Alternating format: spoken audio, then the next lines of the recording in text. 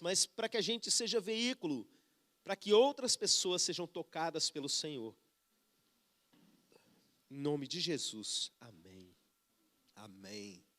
Abriram aí Mateus capítulo 3, nós vamos começar lendo o texto do batismo de Jesus.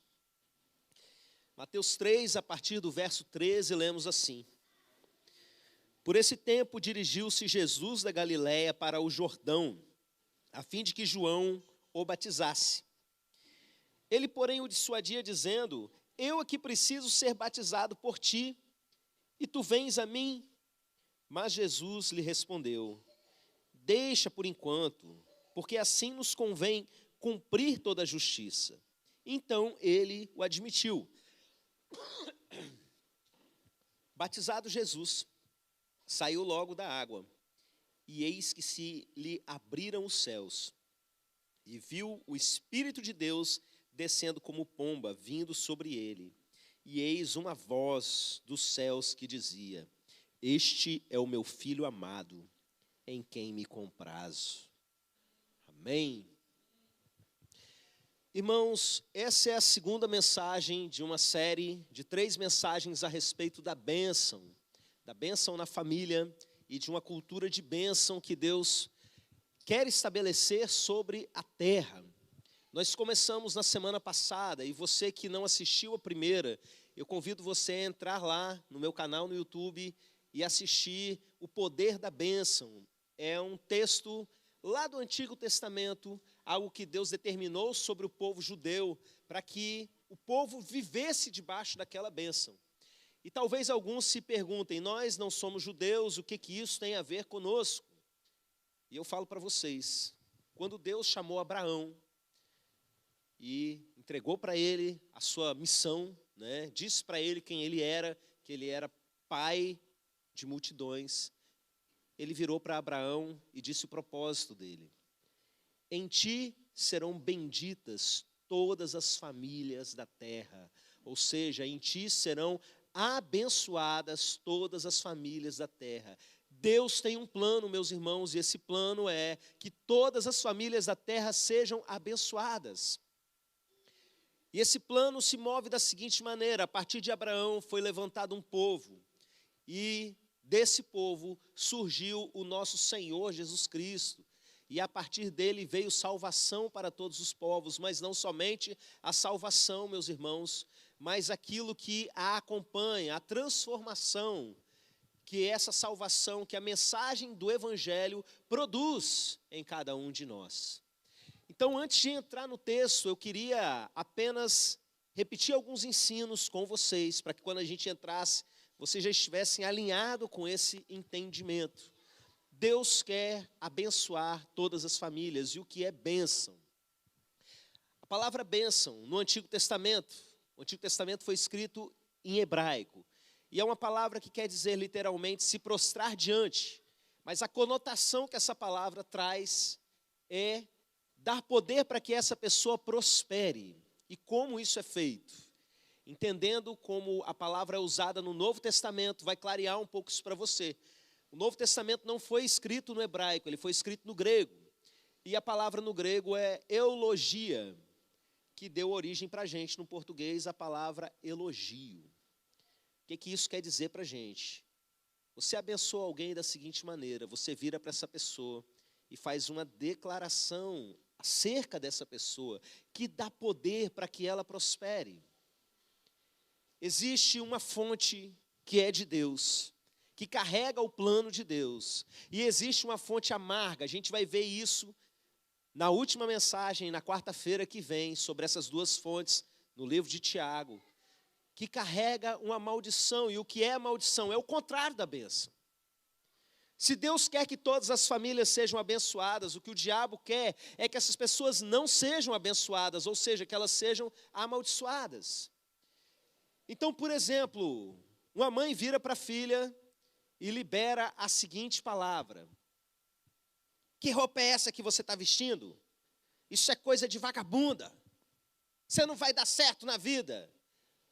O que ela está falando a respeito dessa menina? Quando Deus criou essa menina, no seu coração ali, antes da fundação do mundo, ele criou uma vagabunda. Essa palavra vem de Deus ou vem do reino das trevas? Deus colocou essa menina na terra para que ela não fosse nada, para que ela não desse certo, para que ela não fosse nada na vida. Essa palavra, ela vem do reino das trevas ou ela vem para o reino de Deus? Então entenda, existe uma palavra que é maldição. A maldição carrega a identidade e o propósito que o reino das trevas tem para aquela pessoa. A bênção carrega a identidade e o propósito que Deus tem para aquela mesma pessoa. Entenda a identidade da seguinte forma: o que é a identidade? É a resposta à seguinte pergunta: quem eu sou? E o que é o propósito? É a resposta para a seguinte pergunta: por que eu estou aqui? E um detalhe curioso, meus irmãos, é que tanto Deus quanto o diabo, eles têm uma maneira de comunicar essa bênção ou essa maldição para a pessoa, usando pessoas. O diabo tem os servos dele, para poder fazer com que a maldição chegue ao coração da pessoa. Mas Deus, ele tem os servos dele, para fazer com que a bênção chegue ao coração da pessoa. Na família, Deus instituiu pessoas que são guardiões sobre a bênção na vida dos seus filhos. E que pessoas são essas? Os pais. O pai e a mãe são aqueles que Deus usa principalmente para transmitir a bênção para os seus filhos. E você vê isso com muita clareza em todos os textos ali que tratam do assunto no Antigo Testamento. Os patriarcas abençoando as suas gerações seguintes a partir dos seus filhos. E, meus irmãos, eu tenho entendido que não foi só nesses textos que a gente vê explícito na Bíblia, mas todo o povo de Israel, foi plantado neles uma cultura da bênção, porque o propósito de Deus é que a partir desse povo, todas as famílias da terra fossem abençoadas. Então existem muitos elementos na cultura de Israel que fazem com que haja bênção dentro da família e não a maldição. E eu vou contar para vocês um exemplo que vocês vão entender o que isso tem a ver com o texto. Quem aqui já ouviu falar de um ritual hebreu chamado de Bar Mitzvah? Quem aí já teve algum contato com o judaísmo entende o que é isso. Esse ritual, meus irmãos, na verdade, Bar Mitzvah significa o filho da lei, ou o filho do mandamento. É aquilo que os antropólogos chamam de rito de passagem, quando uma criança está passando pela transição e vai se tornar adulto. Quando o menino está com 13 anos de idade, a família faz aquela festa. E nessa festa, aliás, nos dias que precedem essa festa, essa criança ela já está sendo treinada para ser um adulto. Ela precisa saber a história do seu povo, ela precisa saber alguma coisa sobre as leis do seu povo, ela precisa assumir compromissos e responsabilidades, porque a partir do momento em que esse menino for declarado homem, ele passa a ser homem. Não existia adolescência, né? Aliás, em cultura nenhuma do mundo, até muito pouco tempo, existia esse conceito moderno de adolescência. No final da mensagem você vai me ajudar a entender se isso é uma coisa boa ou se isso é uma coisa ruim. E, meus irmãos, por que eu estou contando sobre o Bar Mitzvah? Isso é um ritual que existia desde antes de Cristo. Quando Jesus veio ao mundo, já existia todo menino que viesse ao mundo, quando completasse 13 anos, a família ia dar aquela festa, e nessa festa, esse menino iria receber ali o seu propósito, a sua direção. A partir de hoje você é um homem e vai começar a sua vida como adulto para valer. E nesse momento de honra, nesse momento de alegria, o pai transmite a bênção ao filho. E ele virava para o filho e falava a seguinte frase: você é o meu filho amado, em você está o meu prazer. Essa frase é familiar para vocês? Quem reconhece essa frase de algum lugar, diz amém aí. No texto que a gente acabou de ler. Você é o meu filho amado, em quem me comprazo. Irmãos, vamos parar para pensar um pouquinho na vida de Jesus. Só existia um tipo de filho que não iria participar do bar mitzvah.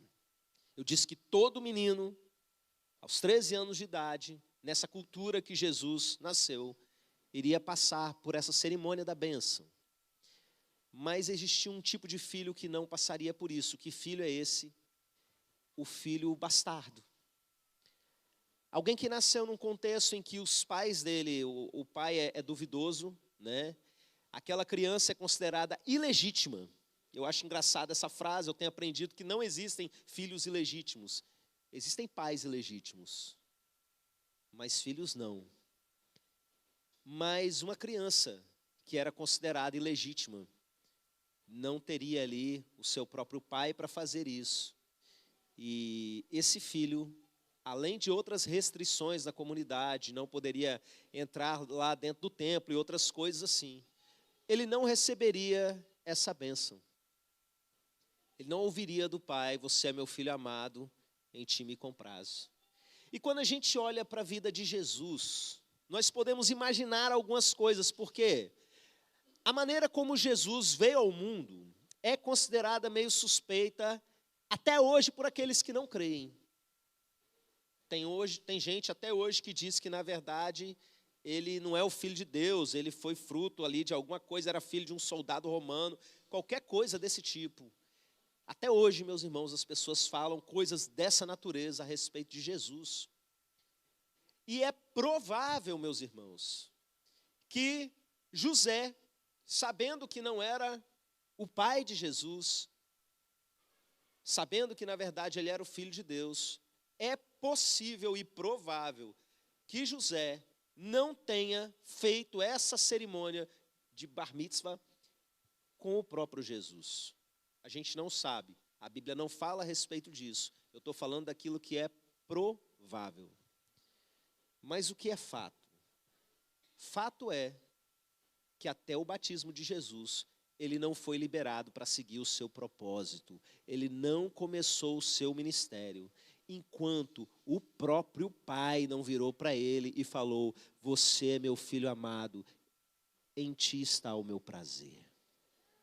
Eu fico imaginando a força desse momento, porque tem toda aquela questão, João sabe quem ele é, insiste, não, é você que devia me batizar, e Jesus fala: não, preciso cumprir isso. E ele desce as águas, é batizado, e quando ele sai da água, o texto diz que os céus se abrem. Os antigos pintores usavam a sua imaginação para mostrar assim, tipo as nuvens se abrindo. A minha imaginação de filme de ficção científica é o tecido da realidade se rasgando ali mesmo, abrindo um portal em cima dele, alguma coisa desse tipo, e desce algo, e esse algo é o quê? É o Espírito Santo, como uma pomba, e repousa sobre ele, ele fica cheio do Espírito Santo, e nesse momento vem uma voz do céu, dessa abertura, dizendo exatamente a frase que o pai dizia para o menino antes dele ser declarado adulto: você é o meu filho amado, em ti está o meu prazer. É muito forte. E Jesus ali recebe do Pai o Espírito Santo de tal maneira que ele sai dali cheio do Espírito Santo. E ele está ali no momento de começar para valer a desempenhar aquilo que ele foi encaminhado para a terra para fazer. Entretanto, o Espírito nesse momento, antes dele ir fazer o primeiro milagre, qualquer coisa, o Espírito pega Jesus e leva ele para o deserto, para que ele passasse por uma prova. E ali no deserto, ele foi levado para ser tentado pelo diabo. Você vai ver isso na sequência aqui, no início do capítulo 4 de Mateus. Em Lucas capítulo 4, da mesma forma, mesma sequência, basicamente do mesmo jeito. Quando Jesus chega no deserto, o diabo começa a tentá-lo. E qual é a primeira coisa que o diabo fala para Jesus? Antes de falar transforma essas pedras em pão. O que o diabo diz para Jesus? Se tu és o Filho de Deus. E das 3 tentações, 2 vão começar exatamente dessa forma. Ele acabou de ouvir do pai dele: tu és o meu filho amado. E quando ele sai, o diabo já vem ali encher a cabeça e lançar a sementinha da dúvida. Se tu és o Filho de Deus, irmãos, isso está registrado desse jeito para que a gente entenda que é exatamente desse jeito que o diabo sempre trabalha. Porque existe uma identidade que é o que Deus diz ao nosso respeito. E existe uma identidade, o quem eu sou, que é o que o diabo diz ao seu respeito. E o que ele quer dizer para os seus filhos, e o que ele está fazendo com todas as pessoas da terra. E pare e pensa comigo, se uma criança não tem alguém ali que está cumprindo esse papel na vida dela, de dizer exatamente quem essa pessoa é, quem é que vai encher a cabeça e vai dizer o contrário do que Deus quer dizer? O próprio diabo fez isso com Jesus e faz isso com todo ser humano. Aquilo que Deus diz a respeito de nós, a palavra que carrega a bênção, e que vai determinar a partir disso o nosso propósito, é distorcida. E ele tem feito isso, meus irmãos, em muitas culturas, ou ele distorce esse momento da bênção, ou ele simplesmente tira, como aconteceu no mundo ocidental. Nós não vivemos em uma cultura de bênção, estamos lutando como igreja para reverter a situação, mas para o final eu vou falar um pouco mais a respeito disso com vocês, mas o fato é que nós vivemos uma cultura muito distante do que aquelas pessoas ali viviam. Quando ouviu-se a voz do céu, dizendo, este é o meu filho amado, as pessoas ao redor sabiam o que aquilo significava. É claro, devia ser muito estranho ouvir uma voz do céu, mas o conteúdo carregava um significado muito forte. Era algo familiar, porque eles viviam em uma cultura de bênção, que tinha a responsabilidade de fazer com que todas as famílias da terra fossem abençoadas. E qual é o dano que isso tem feito em nós? E eu falo em nós, em você especificamente, na nossa juventude, na nossa sociedade de uma maneira geral. As pessoas não sabem quem elas são. As pessoas não sabem para que elas servem.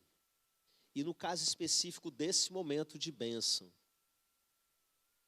as pessoas não conseguem se sentir realmente projetadas para a vida, impulsionadas para a vida, meus irmãos. Primeiramente, o que significa dizer as pessoas não sabem quem elas são?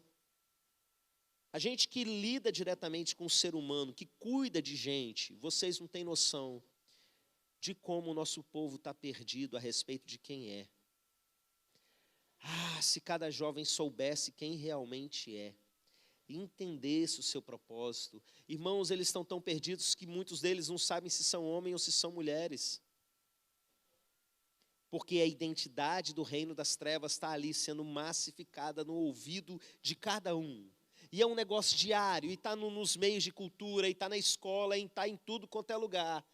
Enquanto os agentes de Deus não estão ali ministrando quem eles são de verdade, alguém está cumprindo esse papel e dizendo aquilo que eles não são.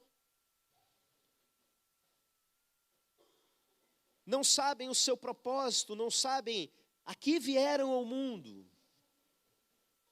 Estão totalmente perdidos, entrando tantas vezes em depressão, vivendo todo tipo de surto, de maluquice, de crise de ansiedade, e a raiz você vai ver, eles não sabem quem são, e existem pessoas erradas dizendo para eles o que eles são. O pai não está cumprindo esse papel de falar, você é o meu filho amado,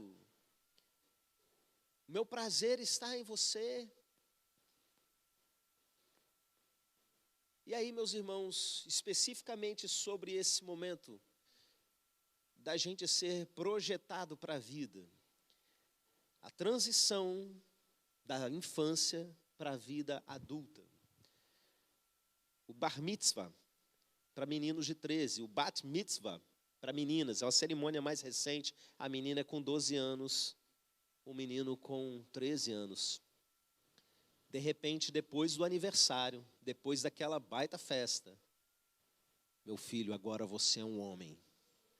E esse menino se sente verdadeiramente um homem. Eu vou falar para vocês uma coisa. Nós não vivemos isso. E a realidade é que a gente tem muitos e muitos adultos biologicamente, mas que na verdade são meninos. Não se sentem e, consequentemente, não se comportam como verdadeiros homens. E me perdoem a palavra que é ofensiva para alguns, que ouviram besteira a respeito dela, se comportam como verdadeiros moleques. E às vezes a pessoa tem consciência disso. Sabe, fala, é verdade, pastor, eu tenho problema mesmo, eu não me sinto homem. E quando a gente olha para o passado, quando existia em tudo quanto é cultura, um rito de passagem, que as pessoas entendiam, essa pessoa passou daqui para ali, agora ela é considerada um adulto. A gente não tinha uns certos problemas que nós temos na sociedade hoje. Essa crise de irresponsabilidade que se tem, essa crise de hombridade que se tem, sabe? Eu estou lendo um livro que trata a respeito desse assunto, Barbara K., que é um livro do pastor Craig Hill, e ele comenta uma coisa que eu acho muito interessante, eu já ouvi ele falando a respeito disso há tempos atrás. Ele diz que até 200 anos atrás, lá nos Estados Unidos, as coisas eram muito diferentes, porque os pais criavam os filhos não para ter um emprego, mas para ter um propósito. E ele cita personagens da história dos Estados Unidos que simplesmente fizeram grandes coisas e são estudadas na escola até hoje, quando tinham 19, 20, 22 anos de idade. Meninos que, na verdade, não eram meninos, homens, que estavam cursando direito, medicina, começando seus negócios, se casando com 16 anos de idade. Aí você pensa, não, mas uma pessoa não tem maturidade para casar com 16 anos de idade. Você está certo, hoje não tem mesmo não. E muitos com 30 e com 40 ainda não têm. Não são homens para sustentar uma casa, financeiramente, emocionalmente. Ele cita um caso que eu acho muito interessante, eu vou citar para vocês o nome do cidadão, porque eu acho isso muito forte. O nome dele é John Quincy Adams. Ele foi o 6º presidente dos Estados Unidos. Mas quando ele estava com 14 anos de idade, ele foi enviado numa missão diplomática para representar os Estados Unidos na Rússia. Os Estados Unidos tinha se tornado uma nação há poucos anos. E com 14 anos de idade, uma nação confiou a esse homem de 14 anos de idade uma missão diplomática. Quantos meninos de 14 anos você confiaria tamanho nível de responsabilidade nesse sistema de criação que nós temos hoje? Vou mudar a pergunta. Quantos de 30 você confiaria tamanho nível de responsabilidade? Eu não estou aqui dizendo que o conceito de adolescência, de você entender as transições emocionais e biológicas que acontecem ali, está errado. O que está errado é a nossa falta de entendimento, de propósito que nós devemos transferir aos nossos filhos. O que está errado é a gente não viver essa cultura de bênção e deixar que Satanás preencha esses espaços, às vezes dentro da nossa família. Nós temos lutado de muitas formas, meus irmãos, para tentar reverter isso na nossa cultura, na nossa sociedade, desde que nós começamos a entender e nos aprofundar nesses temas como igreja. A gente tem batalhado nisso e como a gente pode mudar essa realidade e fazer com que a nossa geração seja transformada. Primeiramente, meus irmãos, estudando isso e difundindo o máximo essas questões. eu convoco todas as vezes essa igreja a fazer o seminário Veredas Antigas, especialmente o Abençoando Gerações, que é aquele que trata dessa questão da bênção. Mas você pode fazer outros cursos nessa área. A gente tem aqui na igreja alguns cursos da Universidade da Família, que servem justamente para isso, para a gente poder ir transicionando a nossa mentalidade. Uma maneira é essa série de mensagens que nós estamos ouvindo, meus irmãos. A da semana passada é essa e a da próxima. A da próxima, por favor, estejam aqui na semana que vem.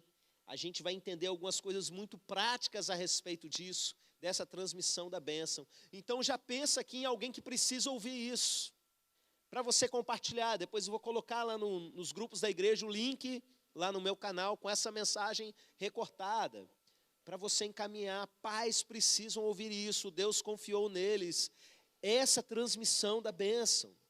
E outra coisa, meus irmãos, que nós precisamos fazer, é praticar. Você sabe quando que a gente pratica bem dizer a alguém? Quando essa pessoa morre.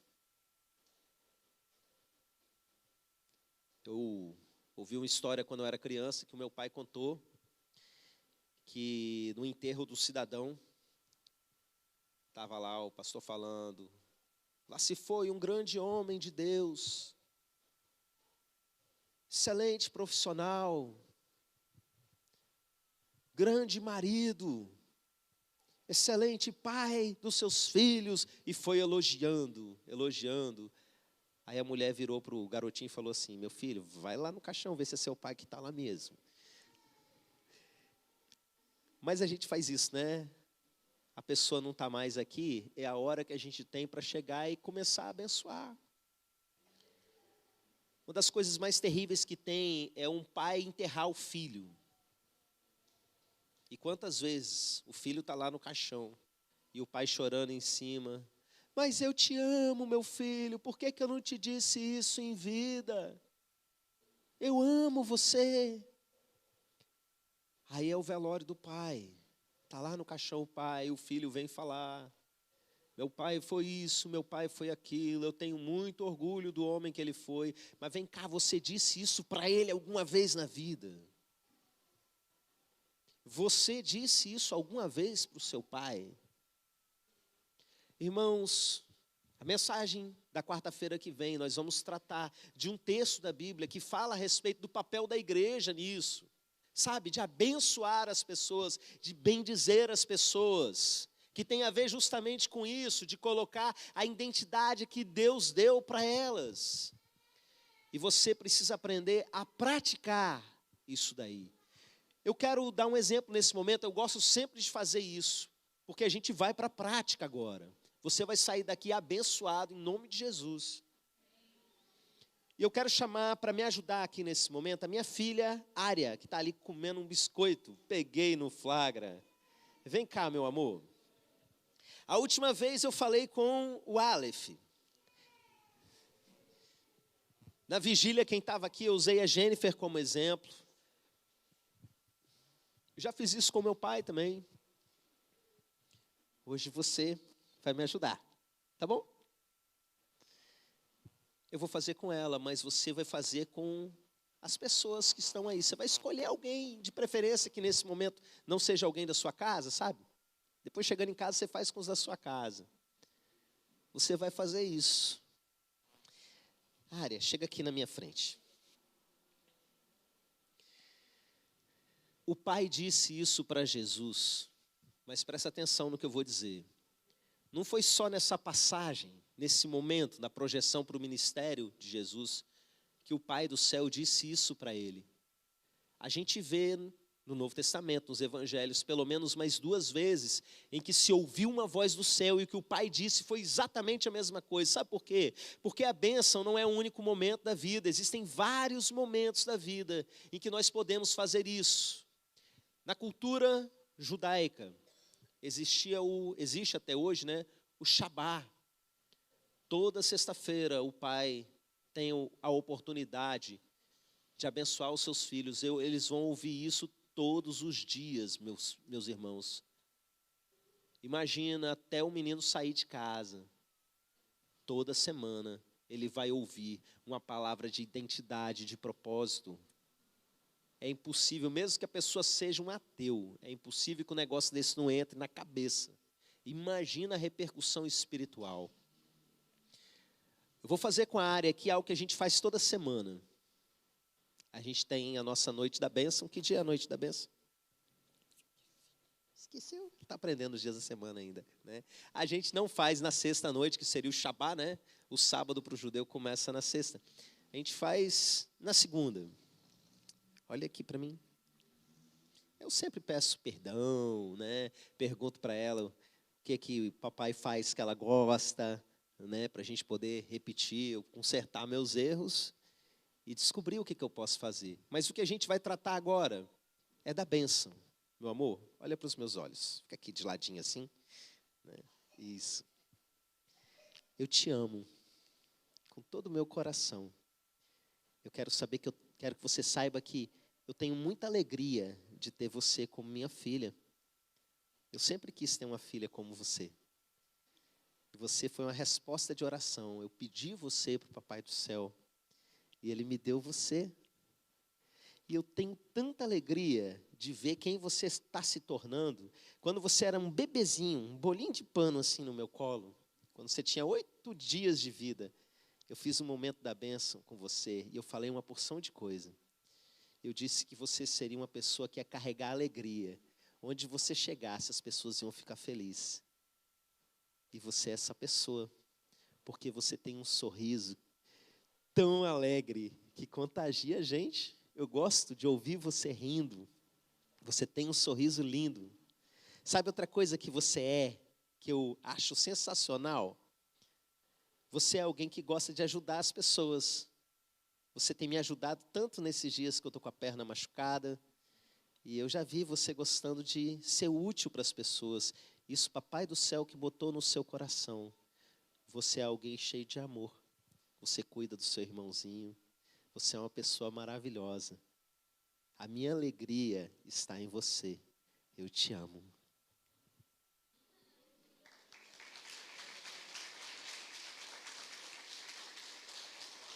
Pode sentar, obrigado. Bênção. Identidade. Você sabe o que acontece com a criança ouvindo isso? O que o Aleph fez com a gente várias vezes já, né? Agora é eu que vou te abençoar. E olha nos meus olhos e fala, ele fez isso aqui, acho que na vigília com a gente.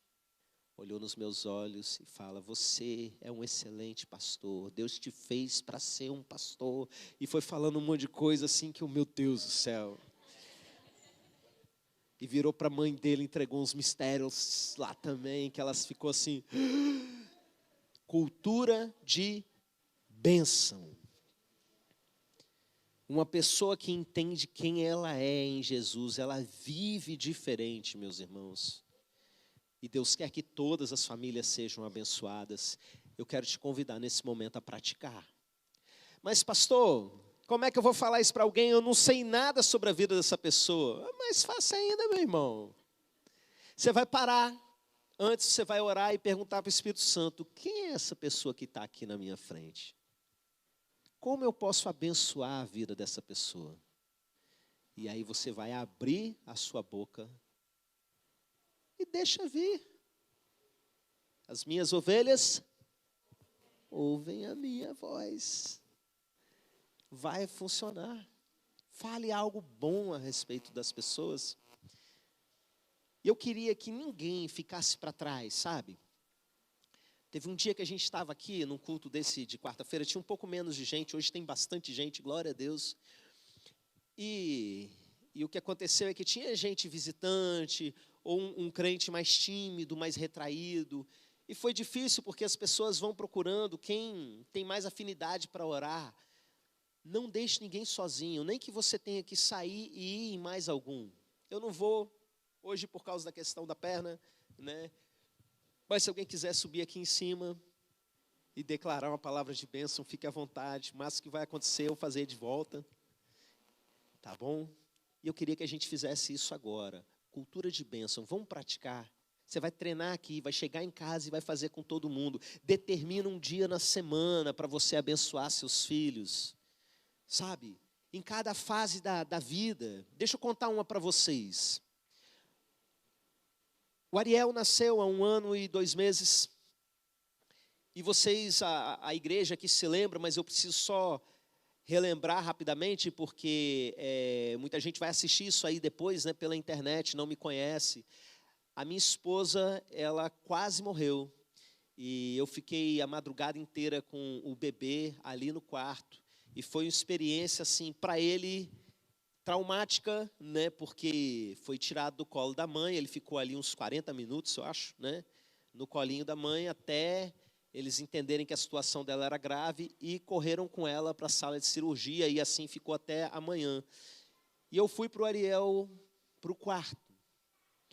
E ele estava ali, meus irmãos, nervosinho, reclamando, enjoadinho mesmo. E eu sozinho com aquela criança, sem notícia da Jennifer a madrugada inteira. E de repente, eu orando ali, me veio uma luz. Eu me lembrei que um dos 7 momentos da bênção que a gente aprende ali no Veredas Antigas, um deles é o nascimento. E ali existia um grande risco de uma mentira ser plantada no coraçãozinho dele. A gente vê isso acontecendo em muitas situações, mesmo que ele não entenda racionalmente, emocionalmente, fica uma mensagem de abandono, de rejeição, de uma porção de coisa. Ele não está entendendo o que está se passando. E, meus irmãos, eu lembrei disso. Eu acredito que o Espírito Santo me fez lembrar. Eu peguei o Ariel no colo, botei a mão na cabeça dele e comecei a abençoar. E eu falei coisas pelo Espírito Santo, profetizando sobre quem ele é. E quem é pai e começar a fazer isso, ou se já faz isso, entende bem. Deus confiou a nós essa identidade. E eu comecei a falar, e sabe o que aconteceu? Ele ficou numa paz tão grande.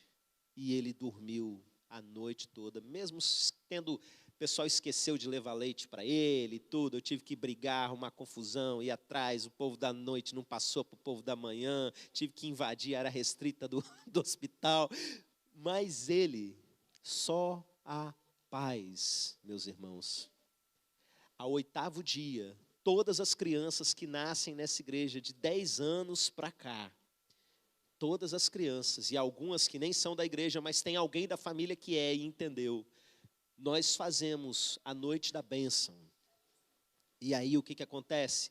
A gente junta os pais, os pastores e os familiares, né? Na pandemia a gente reduziu um pouquinho esse número. Não é para fazer uma festona, não é porque a mãe está ali em pós-parto, é simplesmente para abençoar a vida dessas crianças.